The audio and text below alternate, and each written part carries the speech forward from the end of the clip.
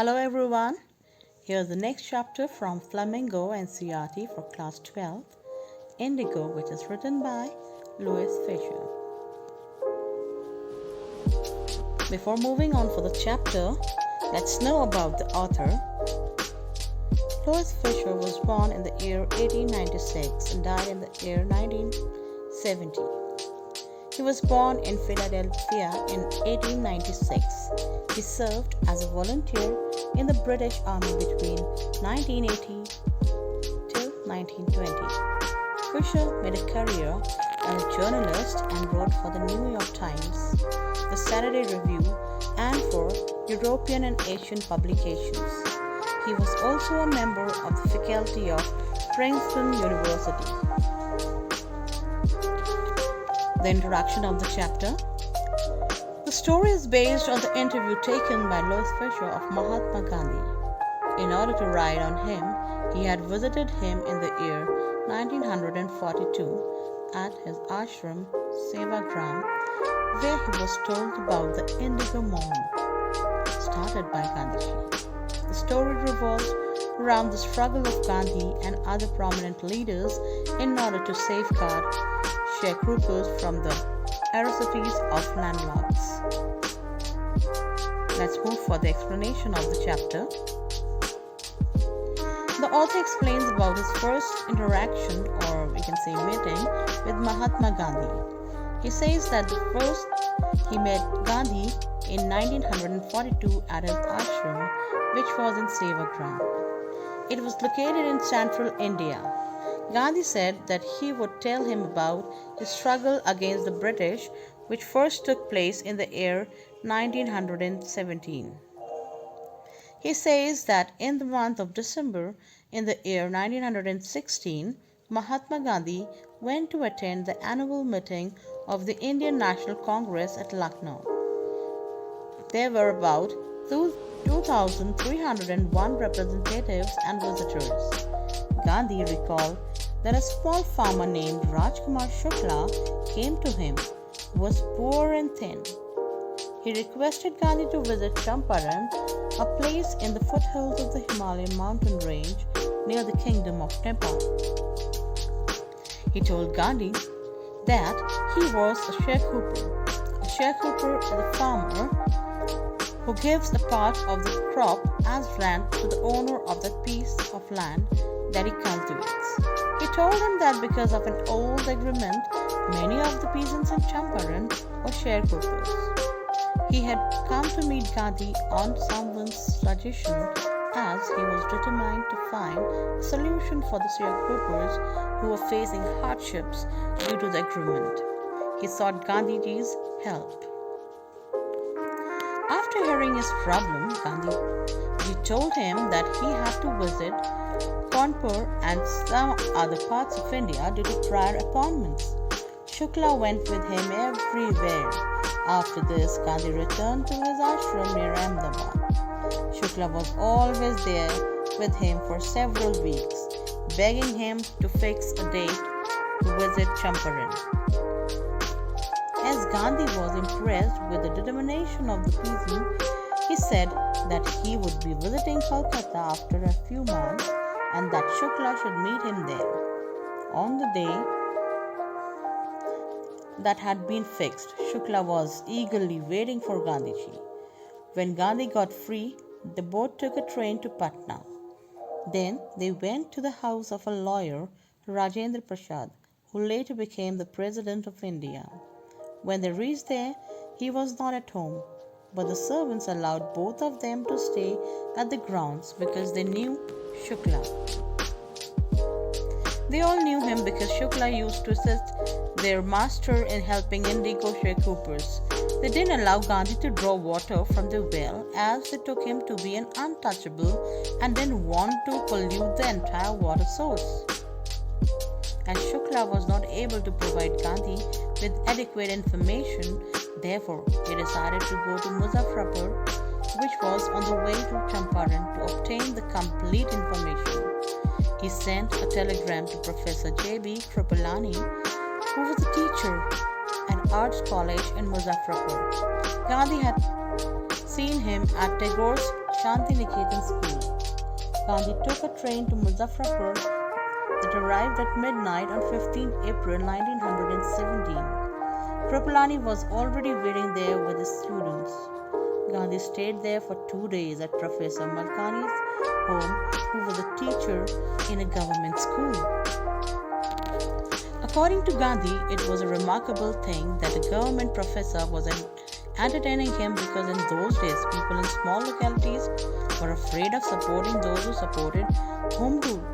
The news of Gandhi's arrival and the purpose of his mission spread through Muzaffarpur and Champaran very fast. Sharecroppers started to visit him. Muzaffarpur lawyers informed Gandhi about the whole situation as they represented various peasants in the court. They explained to him about their cases and the fee that they charged them. Gandhi scolded the lawyers for charging such high fees from the poor sharecroppers. He decided that it was useless to go to the courts as the judiciary was not doing anything good for the peasants. He said that as long as the peasants were suppressed and full of fear, it was useless to visit the court. He wanted to set them free from fear. Most of the cultivable land in the Champaran districts was owned by Englishmen who had divided them into various estates. The peasants were the occupants of these lands. Englishmen forced the peasants to cultivate indigo on 15% of their land and to give the crop to them as rent. All this was done through long-term agreement. Presently, the landlords learned that Germany had developed synthetic indigo. They thereupon obtained agreements from the sharecroppers to pay them compensation for being released from the 15% agreement.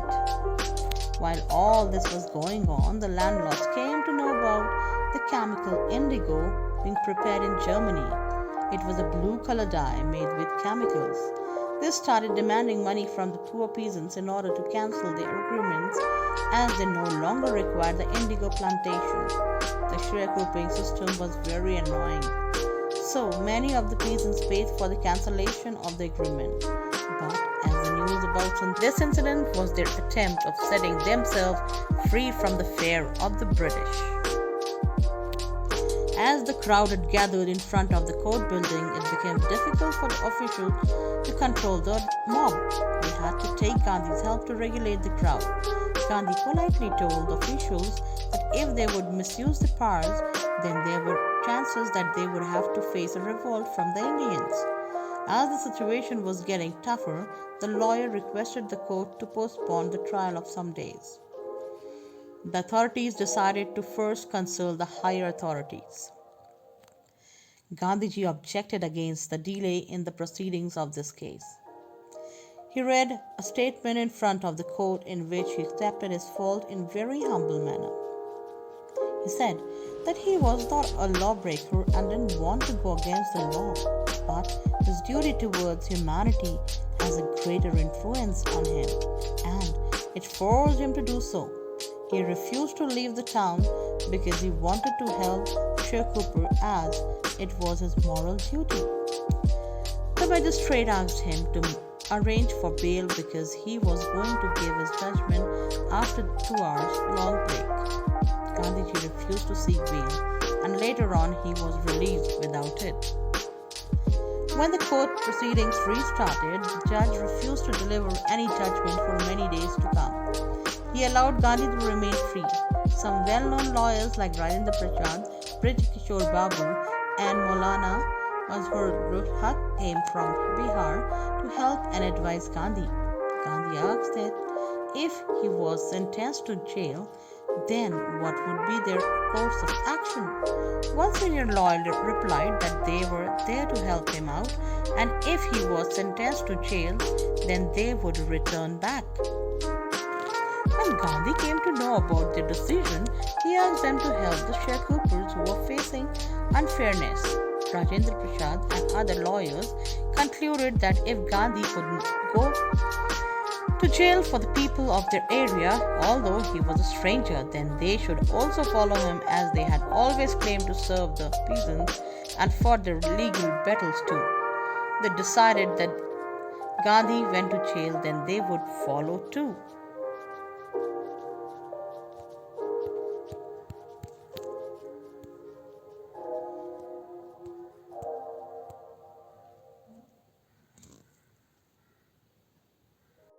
On hearing this, Gandhi assured them that their struggle for Champaran's peasants had been won.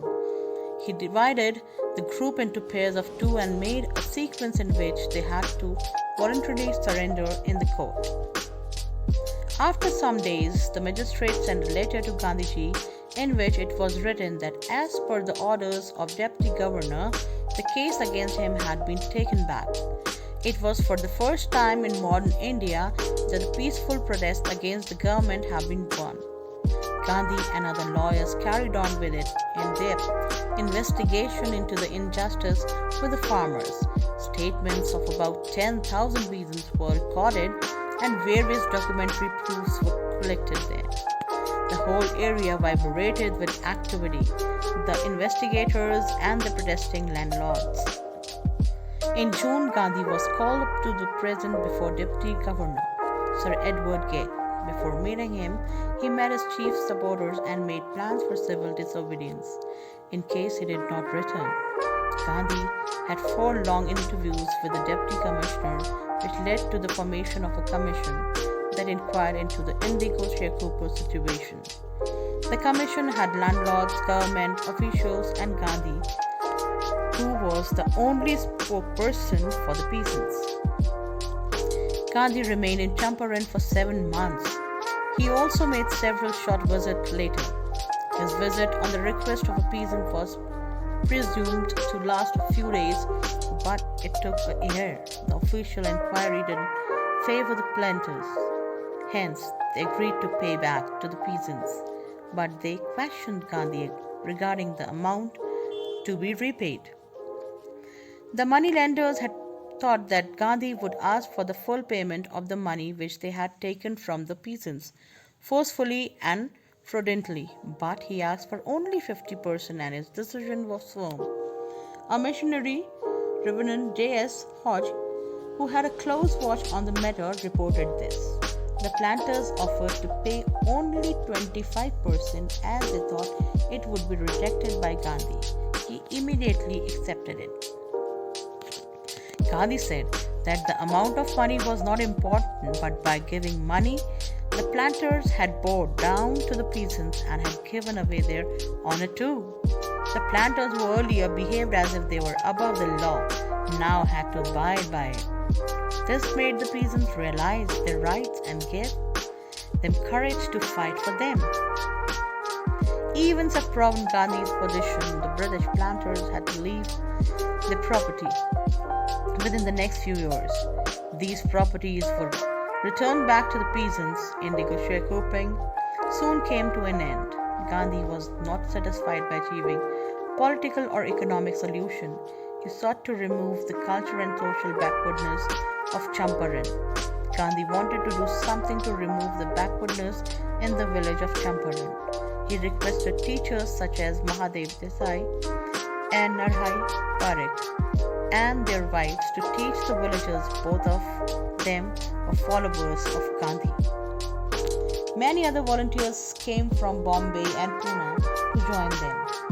Mrs. Gandhi and their youngest son Devdas arrived from the ashram for their help. Primary schools were opened in 6 villages where Kasturba used to teach. The ashram ruled on cleanliness and community sanitation. The health condition of the people of Champaran were very poor, so Gandhi got a doctor who offered his services free of cost for 6 months. There were only 3 medicines, castor oil, quinine, and sulfur ointment available. A patient with coated tongue was given castor oil, a malaria patient was served a dose of quinine, and a patient with a skin disorder was given ointment and castor oil. The women of area used to wear dirty clothes. When Gandhiji tried to know the reason through which his wife, he was told that those were the only saris each of the women had. While Gandhiji was in Champaran, he kept a long distance vigil on the ashram. He used to send letters of orders regarding financial matters.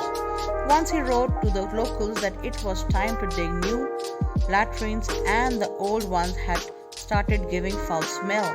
The Champaran incident changed Gandhi's life. He said that he had done a regular thing. He had put his point across that the Britishers could not order him in his own country. The Champaran Satyagraha was not an act of opposition, it was an attempt to help out the poor and tortured peasants. This was Gandhi's way to solve issues. His politics was knitted up with the everyday problems faced by the millions of people. He did not aim to the fulfillment of ideas, rather, he was concerned for the people. The basic idea was to serve humanity and make a free Indian who could stand for his right. Charles Fair Andrews, who was a peacemaker, visited Gandhi before going on a tour of duty in the Fiji Islands. Gandhi's lawyer friends wanted Andrews to stay at the ashram and help them, but Gandhi refused. He said that they did not need the help of Britishers as it showed a lack of trust in their own abilities. He asked them not to seek any help from Mr. Andrews as he was an Englishman. Rajendra Prasad later on stated that Gandhi had read their thoughts and his reply served as a lesson of self-sufficiency. For them, being self-dependent, free and helping the peasants, all these acts of Gandhi were interconnected. And now it's a summary for you to go through and understand the chapter in a better way. Thank you. Meet you in the next one.